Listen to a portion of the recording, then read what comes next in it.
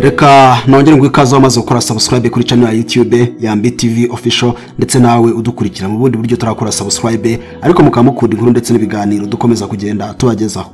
Niba wibuka igice cya 27 cy'inkuru ukora zinutswe urukundo ko cyarangiye ubwo Sylvie byavuga ko yamaze gushimutwa hanyuma kumushakisha bakaza kugira ahantu mu kizu baje gusangamo imbago ze ndetse bakumva umunuko ukabije cyane. Ese byaba byaragenze bite? Ese yaba ari Sylvie wahiciwe? Reka rero dushira amatsiko twumva igice cya 28 cy'inkuru kwibutsa kureba munsi yayo ukareba ahari bitukura ndetse ijambo subscribe ugakandaho ugahita ukana akamenyetso kw'inzogera gato akaza ku ruhande kugira ngo dushyire cya 29 uzahita wakira ubutumwa bugufi kumenyesha ko kigeze ugahita ucyumva.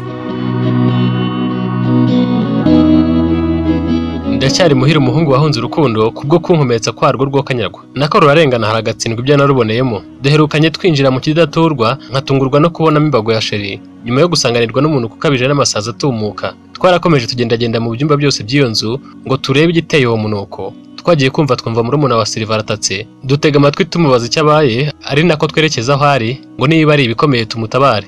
Nta rumuri ruhagije rwari muri iyo nzu. Yatubwiye ko atazi ikintu akandagiye. Twararebye abashinzwe umutekano bacana amatoroshi tubona n'igishashi kinini kinuka. Baragifunguye twese twipfuka amazuru kuko twari tugeze ku isoko y'umuntu ko twumvaga turi kure. Zari inyama zaboze zivanze n'amagufa y'umuntu. Maze twitegereje neza tubonamo imyenda nubwo yari yahindanijwe no kubura k'umubiri yasaga neza n'ikanzu ya Sheri yari yambaye. Rero byongereye ku mbago nari niboneye n'amaso yanjye menya ko bamucagaguyemo ibice bo gatsindwa n'iyakare. Sylvie we oya ntabwo wapfa, ntabwo ari byo, ntiwansiga gutya sha. Niko natakaga mfashwe n'umwe mu bashinzwe umutekano.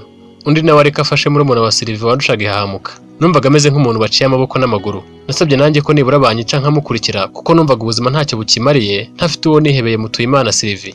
Numvise abantu bisi bose mbanze numva mbaye nk'upfuye burundu kuvuga birananira mpumekera hejuru nk'ugiye guhera cyangwa guturika umutima. Ndibwa uburibwe butadohoka na gake. Abandi bagabo babonaga nibatantangirira hafi ngo ngizwe kwa muganga bantera imiti isinziriza nanjye ndashira mu mwuka. Abashinzwe umutekano bo ntibari borohewe n'umunuko ndetse nihahamuka tugize. Babiri badusubije mu modoka batujyana kwa muganga naho ushinzwe umutekano umwe asigara kuri uwo murambo n'imbago ngo nabo baze kugaruka kuwutwara bawujyane kwa muganga. Namaze icyumweru kwa muganga ndwaye ariko narumvaga nkanavuga ariko nkavuga ibiterekeranye, mbese mvuga ibijyanye na Sylvie n'ubukwe. Uwumvaga wese ibyo ndi kuvuga yahitaga yumva ko nataye umutwe. Ingingo zose zarandyaga bakampa imiti babona nshaka gutomboka ngo niruke ngo njye kureba umugore wanjye bakantera urushinge rusinziriza. Mu by'ukuri ntibyaro gusara babyita ihungabana. Murumuna wa Sylvie we yari yarakize kare ntiyatinze kwa muganga kuko ari umwe mu bangemuriraga. Maze gukira bambwiye ko ubwo banzanaga kwa muganga hamwe na murumuna wa Sylvie ari we Mutuyimana Sheri wanjye nakundaga cyane ngo basubiye kuvana wa murambo we mu kidaturwa ngo bawuzane kwa muganga nibura bawupime babe baboneraho uburyo bwo kuwukorera isuzuma byorohereye abashinzwe umutekano gukora iperereza. Basanga umurambo wagiye kera ahubwo basanga ushinzwe umutekano bahasize aboshye ndetse apfutse umunwa. Ababwira ko haje abagabo babiri bipfutse isura bakamufata bakamukubita bakamunoza ubundi bakamwambura imyenda na ndembo bakamuboha bagatwara umurambo. Naje kumenya kandi ko iperereza ryakomeje bagasanga Deborah ari umwere ahubwo bagakatira mukuru wanjye na Ernest gufunga imyaka 30 buri umwe kuko bo batigeze babona ibimenyetso bibashinjura. Byonyine kubera Ernest yari yaragaragaye impande ya Sylvie mu minsi 2 imbere yuko Sylvie ashimutwa ndetse akanashimutwa ku munsi yari avuye kundeba njye na Ernest byari igihamya n'ibimenyetso simusiga by'uko ari we biri inyuma nta kabuza cyane ko nta kindi kimenyetso kimushinjura yari afite. Undi wakekwaga ni mukuru wanjye kuko nari narigeze gutanga amakuru yuko bafatanije bashaka kuburizamo ubukwe bwacu kandi nabyo barabyemereraga. Gusa mukuru wanjye we yarajuriye agabanirizwa igihano kuko nta cyagaragazaga ko kuri iyo nshuro yo gushimuta no kwica urubozo Sylvie yari abifitemo uruhare cyane ko ari wari na Ernest ntawemeraga ko ari ubiri inyuma. Undi wari gukekwa nubwo nta kimenyetso gifatika yari njyewe umukunzi wa Sylvie kuko yabuze avuye aho twari turi kumwe njye na Ernest ariko ihungabana nagize byari ikimenyetso ko ntari gushobora gupanga uwo mugambi. Undi nanone ari kuba yakekirwa kugambanira Sylvie yari murumuna we ariko kuko yari akiri muto ndetse nta n'ikibazo bari basanzwe bafitanye kandi no kuba baramukomerekeje mu gushimuta Sylvie ukongeraho n'ihahamuka ryamuranze nk'uko iperereza ryabigaragaje. Ibyo byose byamuhinduye umwere. Iminsi yose namaze kwa muganga Deborah ntiyasibaga kuza kundeba ndetse ubwo ababyeyi banjye bazaga kunsura kwa muganga niwe bahasanze kuko yahirirwaga hakarara wa muhungu twabanaga. Rero Deborah niwe wasobanuriye ababyeyi banjye byabaye byose maze abasaba kwisubirira mu cyaro bizeza ko azajya nyitaho nta kibazo byaba ari ibijyanye n'imiti ndetse n'ibyo kurya. Arababwira ko mfite inshuti nyinshi muri Kigali zizajya zimwunganira.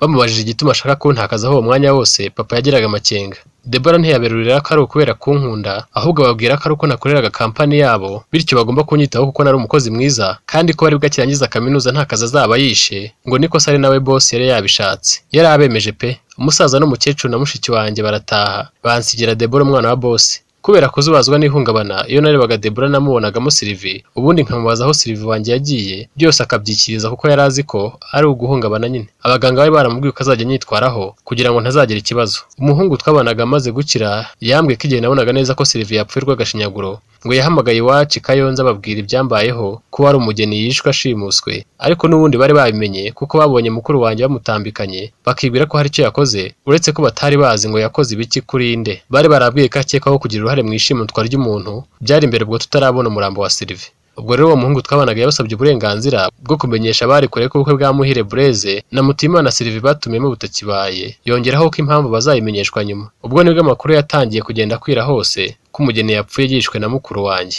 Biba igitaramo impande zose. Inshuti zanjye zibabazwa no kumva inkuru mbi nk'iyo. Maze gukira ryahahamuka ryari ryampanzeho, nagize aho ndakira ndataha, ariko bantegeka kudasubira ku kazi nibura igihe gihwanye n'ukwezi. Ubwo rero nibwo nabonye uko bantekereza uko byagenze byose. Abantu batandukanye, abakozi twakoranaga, abo twiganye, ndetse n'inshuti udasize bene wacu, niko batahwemaga kunsura no kuza kunyihanganisha, bampumuriza bandema agatima. Bampa akanya nkabashimira Deborah, umuhungu twabanaga ndetse na murumuna wa Sylvie, bandwaje igihe kirekire.